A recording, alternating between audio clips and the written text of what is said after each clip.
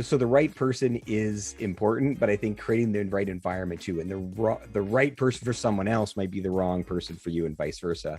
So you got to have a great environment, and you have to make people want to work there, because the best people know they're the best people, that's for sure, and they want to work for the best companies. And so finding them is hard for sure, but making your company a destination they want to work at is really key. Hello, and I am super excited today because we are talking to the Jason Flick. Jason, before we get into the good details, let me please set up an introduction. Jason Flick is the former CEO and co-founder of You.i TV, a company that has built an interface engine. I love interface engine to power the world's most beautiful multi-screen video applications, and is now acquired by Warner Media, thus former. Jason is also a successful serial entrepreneur and brings 25 years of technical and business leadership to the role. You.i TV has continued to double in size each year and now calls the biggest media and technology companies in the world as their customers. Jason also sits on a number of nonprofit, entrepreneur-focused entities and private sector company boards. He also founded Flick Software in 2002, a leader in mobile development services. And prior to this, he was co-founder and CTO at Enable Technologies, which exited to the SolarWinds. Jason, thanks so much for joining us today. Happy to be here, Chris. Looking forward to it. Well, fantastic. So, I mean, just before we were trying to reflect on where we had met, and I know it was at a conference. We think it's Barcelona for Mobile World Congress, and I just wanted to touch on that. You stuck out right away. I mean, there's probably about Team Canada was maybe 40 people, 40 companies, 30 companies, 40 people. And you stuck out because I never saw you leave that booth that, was supporting You.i TV. You were there excited to tell your story. Whereas most people were floating around a little bit more. So do you have that drive? I mean, is that drive, that need to tell the business story? Is that something that you would share as a a great trait or idea that you should always be doing, or how do you benefit from that? I think, it can't always be the case. I don't want to say it has to be, but you should be your own best pitch master. You should love doing it. You should love talking to people about your business. So yeah, when we did in the early days, when we were doing the show, when it was predominantly sales was what mattered, right? We had a vision, we had enough of it, of a product, we just needed to sell it. I put a lot of energy into that. I mean, when we got up to almost 300 people, I'm not in it anymore doing that. But yeah, early days, you are your best salesperson. Scaling a sales team later, when you start getting to that, that's a really tricky stage. So I loved those days. I think also, a tiny little company, I don't know how big we were then, but that was probably a huge spend, even though it was government supported. I mean, those hotels, holy crap. I think we actually all stayed up in an Airbnb, which was kind of cool, 6 of us or something in one place. But yeah, we were there. You gotta put in 110%, right? Doing the impossible, which is what building a business almost is, doesn't happen without a lot of being in it. I agree, and the food from Barcelona is not so bad either. I just wanted to add that part too. Really good pasta place. I'll give you the address. It's really good. It's really good. So tell me, You.i TV. Tell me the origin story, please. Yeah. So the tech meltdown that, if your audience is in the tech world, they know, 2001 melted down. So I created my own business. Half the people in Ottawa and the tech scene there were unemployed, and it was a mobile services company, Flick Software, but it was really built to launch into something, a product company. It took us probably 5 years to kind of find the right person and the right idea. And that was the iPhone. And so Flick was doing mobile software apps when it was still PDAs and these industrial devices, right? There was probably a dozen mobile projects going on a year across all of North America. And then there's BlackBerry, Nokia, and we started dabbling a bit in that. And then the iPhone came out, and immediately we all could see, right? And I always tell the story. I had because we had a mobile software company, I had all the latest Nokia devices, I had all the latest BlackBerries, 90% of the market across both of them. I'd give the latest one to my wife, not at all interested. Give the latest one to my 2-year-old daughter, not at all interested in them. I gave both of my phones and they loved it. My 2-year-old loved it. My wife loved it. I loved it. I'm like, okay, this is, they're toast, right? Which of course is what happened. And so we built technology to make that iPhone-like experience, which they sent us a threatened lawsuit, and so we backed down from saying that. But the point was to bring iPhone-like experiences to everybody, to every device, and then how we articulate it later in the business to every screen. And that was really the inspiration. And then where do you take that? So you have this idea that you want to bring iPhone-like experiences on all these different devices. And then we, TV, we said, okay, so we did Kobo, the first Kobo color device. We did some beautiful tapestry UI for that. We did a bunch of other hardware based deals, but then really sunk our teeth into TV and built really stunning, built a product to build stunning experiences on all these different devices for TV, and even went as far as to name the company You.i TV for that focus. But that really was just a sub focus. The vision, we never got there. We got bought before we got there, but we did do very well in that sub vertical. Oh, very cool. Well, can you tell me what You.i TV does? Like just the very basic then. Yeah, I mean, there's a couple ways I can articulate it. One is, if you ever played a video game, whether it's Words with Friends or Candy Crush or Call of Duty, they're awesome. You love playing them, and they're identical on every platform. So what we did is we built a video game engine, but just for apps. And so all that same thinking going right to the metal, that performance, the designer workflows, we built all that into it. But ultimately, it's an app framework, an SDK, if you know it, software development kit. So developers download it, they build their app in it, and then instead of looking like an iOS app that's good and an Android app that's different, and then Samsung, LG, Xbox, Roku, PS4, having to recode them all in all different programming languages, you build one really stunning experience, and that app works on all those platforms. So that's really what we've built, and we of course license that out in a SaaS model. Oh, it makes a lot of sense. So when you say that the software that you're basically creating the engine for it, was that? I mean, in my thought, when I was looking at the project, was mostly for video, okay, for centralizing the video. But you said you can do games and other applications within that platform too. We weren't competing with Unity or Unreal, but those would be the examples in the gaming industry. But we were trying to be them in apps. But yeah, Twitch used our stuff, and I guess it's a video app, but it really was a social media app. NBA, NFL used our stuff, and again, tons of stats. But yes, it plays video.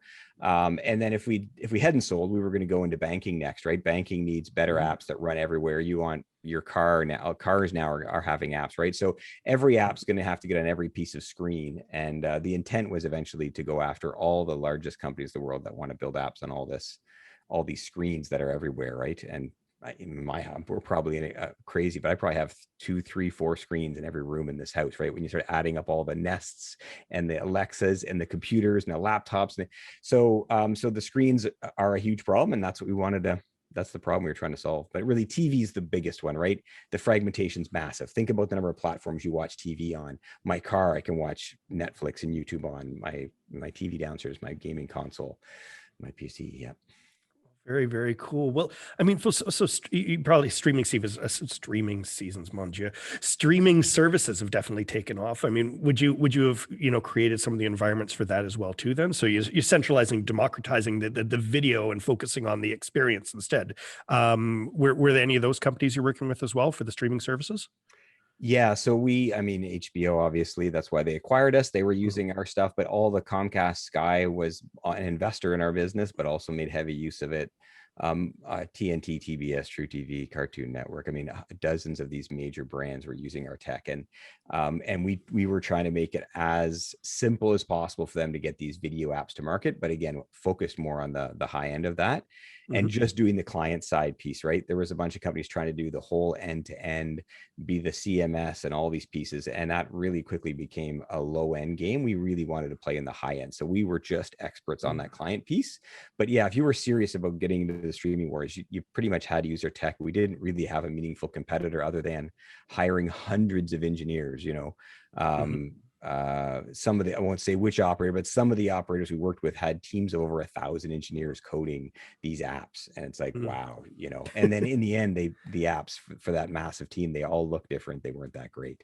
So yeah, that was really the focus, was to make the streaming happen. And of course, really streaming is just the baby step to get there. Once you're there, they want to collect data. They want to send ads to you. They want to do in-app purchases. So really, almost like, Shopify, you look at how they diversify. We were going to be the Shopify of glass, just where you can do all these things on the glass as you get there. And video was going to get us there, right? And you'll see tons of innovation in streaming as it goes through, right? The types of ads, being able to buy something in real time that you saw on TV, you're going to see all this stuff start coming out because they're going to have to, because we used to pay $200 for cable and now we're spending, you know, 50, $60 for all these streaming services. They're going to have to make it up somewhere else with some innovative things.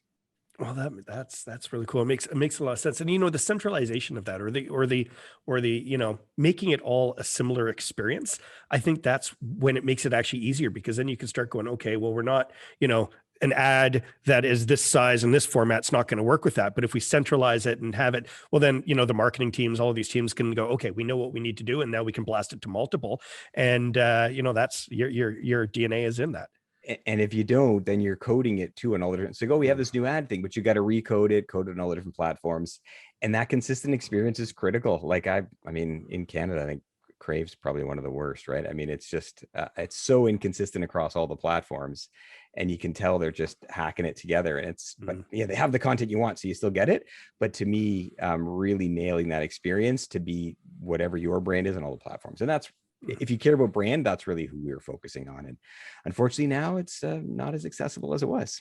Yeah, but you know, at the end of the day, the consumers, they just want a great experience, you know, and again, they want an experience that they don't have to keep explaining to grandma or the kids, you know, like how to do it. So again, I mean, I keep harping back, and I guess that's where, you know, we'll go with UX TV, but you know, with UI TV, what you're trying to do is create that experience that makes it comfortable. Well, I mean, well, first off, I mean, you're talking about some huge American brands that you're dealing with, or huge American companies. How did you even start opening the door with these companies? Yeah, we were lucky. We were able to close a bunch of Canadian deals first, which is rare. Usually, I have to go to the U.S., and we did for our first deals. But we were able to dominate in Canada with Rogers deals, Chorus, and do quite well there, and then use that to go into the US. But it was really baby steps. And it was we had to go in with a bit of a services pitch. So here's the product, and it's amazing, and it's totally different than you thought, and you didn't think this was possible, but we're going to wrap services around it. Don't worry, we'll help you with it.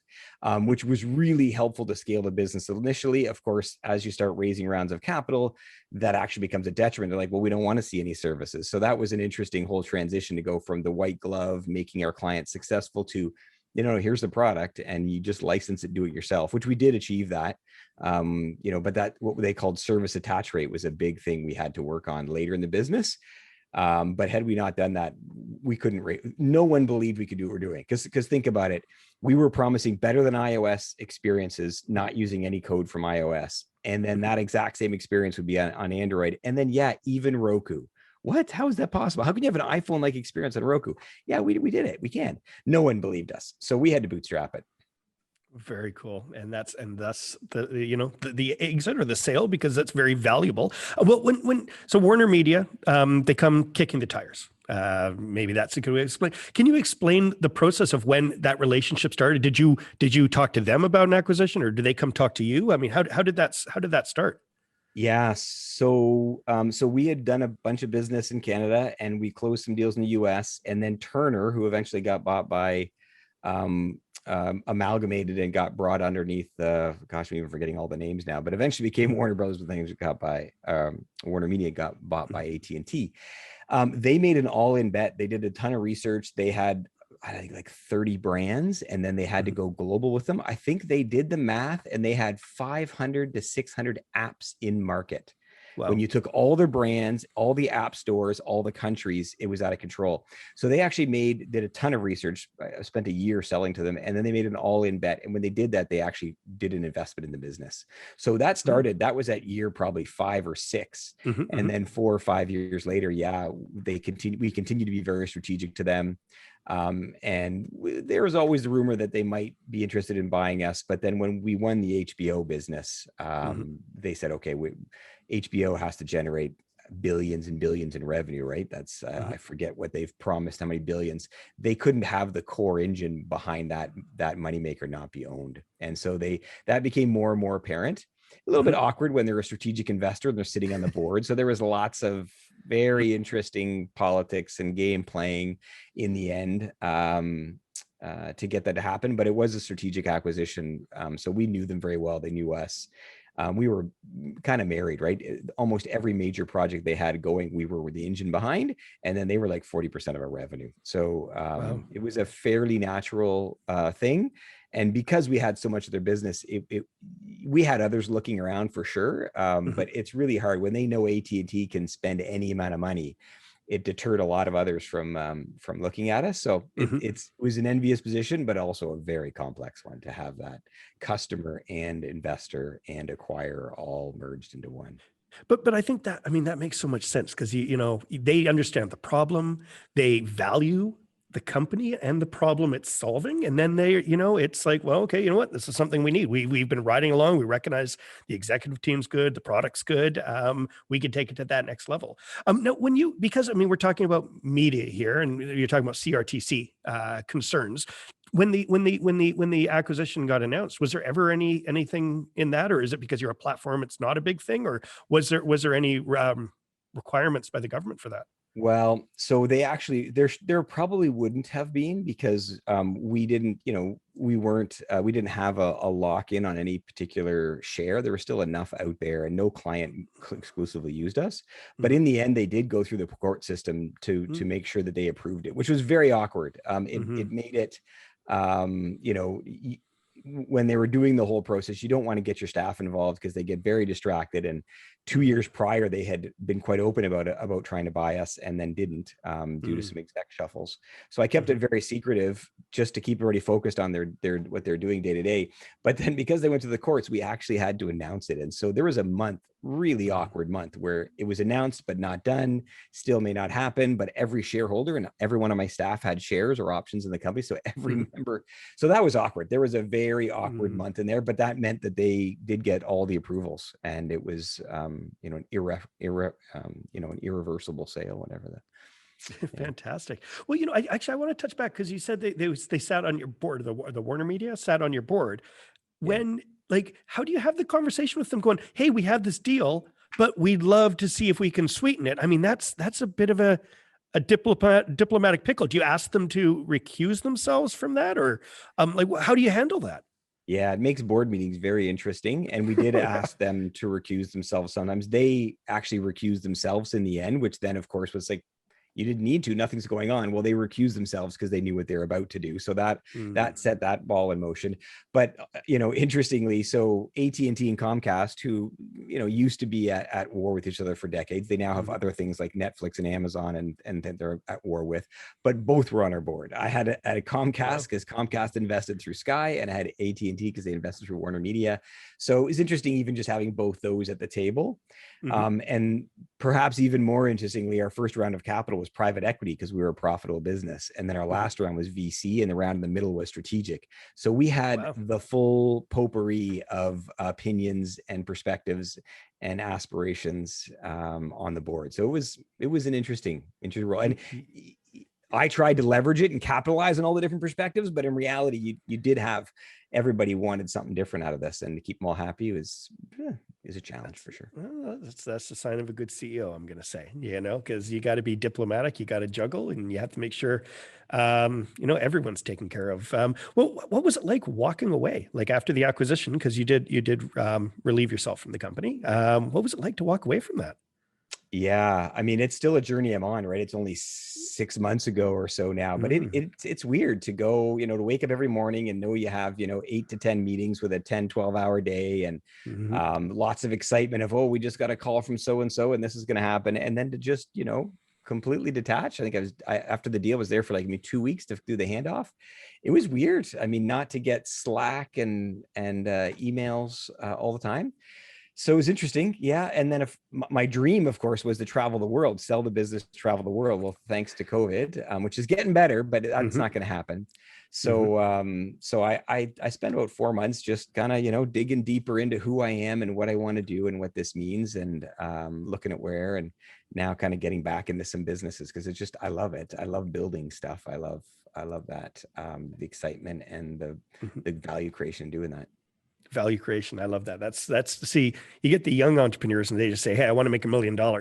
But you get the people who've been doing this for a while, and it's about the journey and the value that's created along the journey, and the relationships created along the way too. Because that $1 million is great, but it's not going to last that long. You need to have a lot more than that along the journey. And I just love the way you say it. Well, I mean, you're talking about other. So you recently joined the company, what's called Sleep Efficiency, as an executive chairman. What's that all about?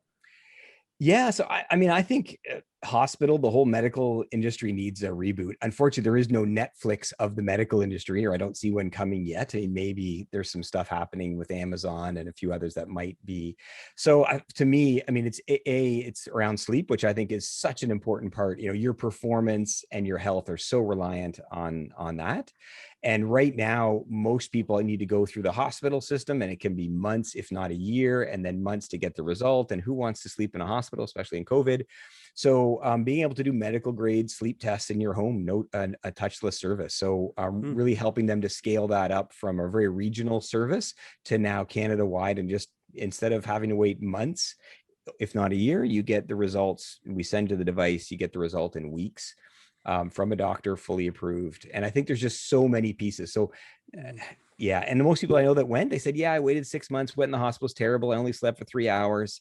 And then, and it turned out I didn't have any issues. Like, wow. Like you could have gone to our service and gotten that answer in 4 weeks, and you just would have had to sleep with some devices clipped onto you. So I think that's one. I think there's others to be done, but it's certainly an area that I don't have a tremendous amount of experience in, but I think really needs help. And you sleep a lot a day, I would think, but yeah, you should, well, or just sleep well, right? That's the critical thing. Yeah. So, and are you? So anyway, so yeah, that's an interesting one. And it's a B2C play, which most of my other ones are B2B. So I'm really scaling a customer facing one, and bringing all the stuff that I know around culture and brand and experience there. So yeah, it's a good one. A couple more that'll be announced in the next few months. That'll be in other verticals, but yeah, I plan to get my hands really dirty on 2 or 3 businesses. Good. Well, I think the timing about the medical device is really interesting. My brother actually sits on the board of directors of the Richmond Hospital. Richmond's, because you're in Ottawa, Richmond's where the airport is, and it's a large city next to Vancouver. And they're constantly talking about the need to remove people from the hospital and to try to put them at home. And how do we create that network for that? And and I think if you can be one of those end tools where it reports back to the mothership, and I think it's going to be part of that vision that I think all medical practitioners really want to go to in terms of efficiency and being more service related instead of weight related, because no one likes to sit in the children's hospital for 5 hours for nothing. Like, yeah, if it can be done, why not? And it just, unfortunately, I think most things, even when it's obvious, can take 10 years to get done, and if it's not obvious, can take 20. And so I think more entrepreneurs and even the founder of the business I'm working with, I mean, he runs one of the large sections of the hospital, and I think there's a lot of entrepreneurs there. They just need funding and support to kind of scale their businesses. The hospitals do what they do it well, but it's not the answer to your point. It's not the answer for everything, especially sleep studies. It's crazy to wait a year to go in there when 9 out of 10 didn't really need that level of test, right? That's crazy, but that's all they can do, right? So I think entrepreneurs need to step in and help the medical industry and do a piece. And the other people who are part of it need to step back and say, you know what, if we're not creating value, like we're trying to slow people down because our systems have been there for 30 years, maybe you should start creating more value, better systems, and thinking about the future instead of the way, the gold is lining your pocket right now. And the good news is I think they generally are. And none of the hospitals like, oh my, can we please have more patients, right? They already know the problems there, but then they're looking, how do we do it? Like, who's out there? And if you look at all the companies, they're kind of like the massive operators like AT&T and Comcast, right? It's these huge medical companies that move at a snail's pace. And if it's not $1 billion opportunity, they're not going to go after it. Well, there's lots of $100 million and $10 million opportunities, but they're not going to be gotten after by those. So that's where we need to step up with entrepreneurs, and hopefully some of your listeners maybe start digging in there and helping too. Sure. No, I agree. Well, I mean, Invest Ottawa, you were working as a board member there. Why did you feel it was valuable to sit on the board of Invest Ottawa, and what did you do with that? Yeah. So, I mean, I guess I'm like 20 years or something in startups, and running my own startups and interested in it prior to that. And I look at Silicon Valley and just the whole fluid system they had there. And I just didn't feel we were firing all cylinders. The universities weren't working well enough with the entrepreneurs, and the entrepreneurs weren't working well enough with the big businesses, the R&D arms. And then the government had a bunch of these organizations trying to do these things, and they were quickly becoming like peanut butter, spreading peanut butter so thinly on every piece of bread. And so part of mine to come in there was to really get them all to collaborate and work closer together, not just across the those entities, the large business, universities, and startups, but even amongst themselves. And I think I've been I'm still on a couple of the sub boards. I think probably a 10-year, 12-year window now from sub boards than on the main board than the executive board and the sub board. But they're working so much better together. The government money is doing so much better. I don't know that there's links out to Vancouver yet, but certainly there was almost battles between Toronto, Waterloo, and Ottawa. Who gets what? If you get $1 million, I get $1 million less. That's all gone now. New leadership's in place. So I'm excited about that. And it lets me see what's going on in the industry. And that also puts me on a lot of panels for a lot of the government organizational stuff, because I just think the government has to play a big role in fixing some of the problems we have. We had a seed stage problem. They've done a lot for that, all these incubators, accelerators. The new problem, which we lived, which is that D round, it just doesn't exist. Yep. There's not enough people, skills, scale, audacity to do it. We actually sold, but we were in the middle of hunting our D round, and we had to choose exit over D round. If I'd much rather have had a huge D round and then IPO'd and been the next Shopify, but it just wasn't available for us. And I mean, Shopify did it, but it's a pretty short list of people that get past that D round. So the government's got to figure that out. So helping them a bit with that now that I'm off the Invest Auto board. Well, that's, I mean, you know what, I talked on the BC side, I talked to them and it's exactly what you said, you know, that initial round, you know, they're not focused on it as much as they used to be. I mean, that really, but it's the scale up that they're looking at right now. Right. That's where they see there's a need. And I would say, I mean, Ontario is such an interesting beast now, because I mean, it's got so many great companies, and you know, you have, you know, from Waterloo to Toronto, and then of course you have Ottawa, Canada, because you have got the big daddy of them all in Shopify. So you're saying that traditionally there wasn't. You weren't fighting with each other. You weren't working with together. You're actually trying to fight with each other. Or I think, yeah, across the whole board, in the startups and in the nonprofit organizations, they were all saw themselves as competing, which is so stupid. Like, and even the startups, like in totally different industry, they would see themselves competing. And I don't know why that was, but that's really gone now. There's a number of conversations and panels and peer mentoring. And again, just seeing the government step up. And I know these are nonprofits, so government funded, but seeing them step up, seeing the government step up and let them do that, because that requires transparency. The government can't go, surprise, bid on this. You three have a chance. They actually have to go, here's our idea. What do you think? So they've had to change their model, and they come out to these different groups and see what's out there. And I'd love to see that connection across all of Canada now. I don't know there's a lot happening across it, but that would be the next step, because Canada's in such an incredible position with the culture that we have, our brand. Money problems are getting solved. Getting a business up to 5 or 10 million is very doable now.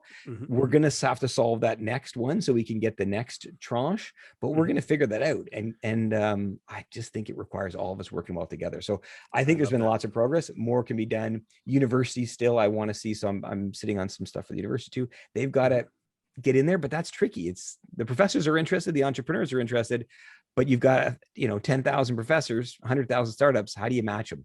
But that's another problem that's got to get solved, because there's so much brilliant research being done at universities, and most of it's going off to IBM and Google and Microsoft, and that's not good in Canada. So hopefully some of your listeners can help with that too. I hear you. And you know what, it's kind of funny how you're saying that, because I'm feeling the same well, not that part, but in the, I kind of felt like, BC, we'll call it Vancouver, but BC is an island. And then you've got Ontario and, the micro islands of big value in there, the three bases.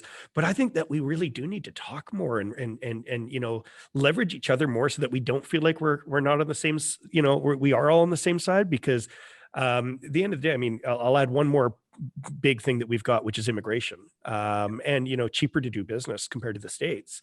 And, if we can start figuring out how to work together, and I think, with the Shopify out there and the goodwill that they create, for example, and, all the other large ones, I mean, we're getting some big, fast moving startups here in BC right now, like just shockingly fast moving rounds of investment. How do we tie that together and create a bigger unit for the smaller area, like, and so you can do business in New Brunswick, and you can do startups in there, because we can be decentralized. Yeah, it doesn't matter where you are, it doesn't matter. The connections still matter, but if you reach out, I mean, when I reach out to fellow CEOs in Canada, almost always get an answer. So we're Completely. all willing to. I just sometimes think we don't. And we should also be using our own stuff, right? The government, private sector, and even our own startups need to be using our own tech to prop ourselves up. Drink the Kool-Aid, baby. Drink the Kool-Aid. Exactly. I did. Well, we're talking about Canadian entrepreneurs. I want to ask, if there's one Canadian entrepreneurial star that you like listening to, or you think, wow, this person's amazing. Who would that be? Yeah. I mean, and I've reached out to many times, and he saved my bacon at a couple of key points. So I have firsthand experience, but I would say Toby. I mean, he's a geek like myself, right? I mean, like geek, technology geek. I was, even President Chess Club geek, but he's also a super geek. And look what he did to scale that. And the thing obviously he has to be an incredible human being to pull that all off, but then to pull it off at that scale is incredible. And just his audacity. I think even me, like, everyone says, oh, Jason, you're so visionary and crazy, you think so big. Whatever I thought of, he's just so far ahead of that. And so I would go and charge my battery sometime, talk to him, get his advice. That's awesome. But yeah, I think he's been great, and he's created lots of entrepreneurs, and there's lots of other startups, big companies like, BlackBerry was anti that, right? Like, if you left BlackBerry, you were shunned. And the fact that he's gone out of his way to encourage people to do startups, to say, okay, now that you got your money, go build more startups. Like, he's done incredible stuff for the community, and he was on the board at Invest Ottawa too, which was huge. So yeah, he's been giving back a bit, but yeah, he's done some great stuff, and you can actually get a degree now working at Shopify through one of the universities. So he's even leading the way on some of those relationships. Just how do we scale that, right?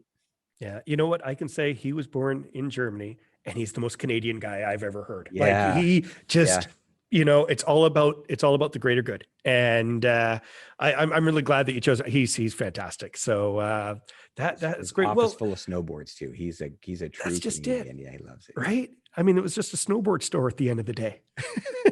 Still, it's funny that his a really office is big still one. late. Yeah, exactly.